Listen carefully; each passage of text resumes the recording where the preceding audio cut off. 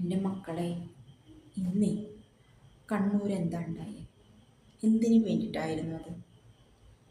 നമ്മുടെ കേരളത്തിലെ എല്ലാ കുട്ടികളും അതിൽ പങ്കെടുത്തിട്ടില്ല. ആ സ്കൂളിൽ, ആ ITI കോളേജിൽ പഠിക്കുന്ന കുറച്ച് കുട്ടികൾ മാത്രമാണ് അതിൽ പങ്കുകൊടുക്കുള്ളൂ. അതിൽ പങ്കുകൊള്ളാത്ത കുട്ടികൾക്ക് വേണ്ടിയിട്ടും അതിൽ പങ്കുകൊണ്ട കുട്ടികൾക്കൊക്കെ വേണ്ടിയിട്ട് ഞാൻ പറയുകയാണ്, നിങ്ങൾക്ക് എന്താണ് ഇതിൻ്റെ ആവശ്യം? നിങ്ങൾ നാളത്തെ എന്താ പറയുക, നേതാക്കന്മാരാകാനോ? അതിന് ഈ അതിക്രമങ്ങളൊന്നും വേണ്ട.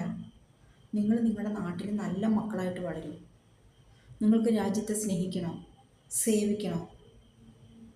നിങ്ങൾ നന്മയുള്ളവരാണെങ്കിൽ ജനങ്ങൾ നിങ്ങളുടെ കൂടെ ഉണ്ടാവും. കുഞ്ഞുങ്ങളെ, വെറുതെ നിങ്ങൾ നിങ്ങളുടെ ആരോഗ്യം നശിപ്പിക്കല്ലേ. ഗൗളി ചലിക്കുന്നു.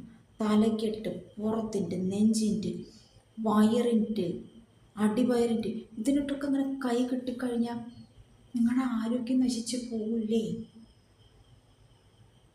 നിങ്ങളുടെ ജന്മം കഴിയില്ലേ അതോടുകൂടിയിട്ട്? ഇതിൻ്റെയൊക്കെ ആവശ്യം എന്ത്? ഓരോ അമ്മമാരും അച്ഛന്മാരും ഒക്കെ എന്തൊരു പ്രതീക്ഷകളോട് കൂടിയിട്ടാണെന്നറിയോ കുഞ്ഞുങ്ങളെ നിങ്ങളെ വളർത്തി വലുതാക്കുന്നത്. ഈ കഴിഞ്ഞ ദിവസം സിനിമ കാണാൻ വേണ്ടി ഒരു കാറ് നിറച്ച് കുട്ടികൾ അങ്ങോട്ട് പോയി. ഒരു KSRTC ബസ്സിൻ്റെ അടിയിലേക്ക് അങ്ങോട്ട് ചെന്ന് കയറി. ആർക്കാ പോയത്? നിങ്ങൾക്കും പോയി, നിങ്ങളുടെ മാതാപിതാക്കൾക്കും പോയി. നിങ്ങളെ കാത്തിരിക്കുന്ന സഹോദരിമാരുണ്ടാവില്ലേ നിങ്ങളുടെ കുടുംബത്ത്? എൻ്റെ ചേട്ടൻ അല്ലെ എൻ്റെ ആങ്ങള എന്നൊക്കെ പറയാൻ വേണ്ടിയിട്ട് അച്ഛൻ, അമ്മ, ഇവരൊക്കെ നിങ്ങൾക്ക് വേണ്ടിയിട്ടല്ലേ ജീവിക്കുന്നത്? നിങ്ങളെന്താ മക്കളെ ഇത് മനസ്സിലാക്കാത്തത്? നിങ്ങളെന്തിനാ തമ്മിൽ? നിങ്ങളൊക്കെ നല്ല നല്ല കൂട്ടുകാരാണ് നിങ്ങളൊക്കെ. നിങ്ങൾ എന്തിനു വേണ്ടിയിട്ടാണ് പരസ്പരം വെറുക്കുന്നത്? ഒരു കൊടിക്ക് വേണ്ടിയിട്ടോ? നിങ്ങൾ തോളത്ത് കൈയിട്ട് നടക്കേണ്ട കുട്ടികളല്ലേ?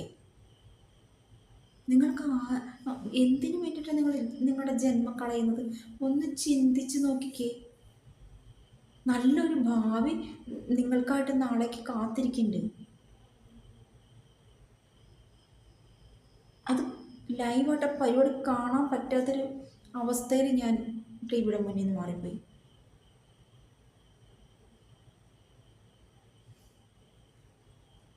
ഒന്ന് ചിന്തിക്കേ.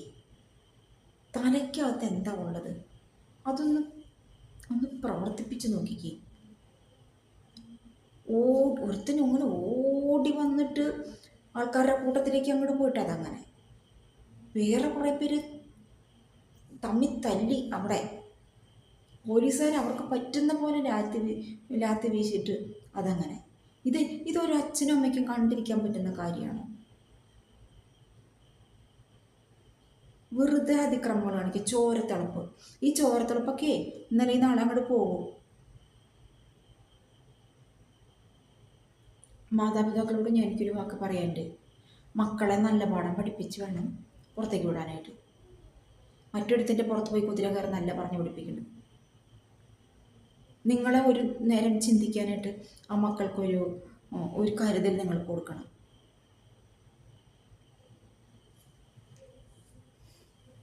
ദേഷ്യം വന്നിട്ട് വയ്യ. മക്കളെ, ഇതൊക്കെ നമ്മുടെ മക്കളാ, അല്ലാതെ ഇവിടുന്ന് ഒരിടത്തും വന്നതല്ല. നമ്മുടെ കേരളത്തിൻ്റെ കുഞ്ഞുങ്ങളാ ഈ പരസ്പരം തമ്മിത്തല്ലി തല പൊളിക്കുന്നത്. മക്കളെ, എന്നെ കേൾക്കുന്ന ആരെങ്കിലും ഉണ്ടെങ്കിൽ നിങ്ങളെങ്കിലും ഒന്ന് ചിന്തിക്കൂ. നമുക്കൊരു നേതാവോ ഒരു മന്ത്രിയോ അങ്ങനെയൊക്കെ ആവണമെങ്കിൽ, രാഷ്ട്രീയത്തിലൊന്ന് കൈകാര്യം ചെയ്യണമെങ്കിലേ ഈ അടിയും ഇടിയും പിടുത്തവും ഒന്നും വേണ്ട. നിങ്ങൾ നിങ്ങളുടെ വീട്ടിൽ നല്ല കുട്ടിയായിട്ട് വളരുക. നിങ്ങളുടെ ചുറ്റുപാടിനും നിങ്ങളൊരു നല്ല മോനായിട്ട് വളരുക. നിങ്ങൾ സമൂഹത്തിന് വേണ്ടിയിട്ട് എന്തെങ്കിലുമൊക്കെ ഒരു നന്മ ചെയ്യുക. വീണ് കിടക്കുന്നതിനൊരു കൈ കൊടുക്കുക. നിങ്ങളുടെ കൂടെ ഉണ്ടാവും ജനങ്ങൾ.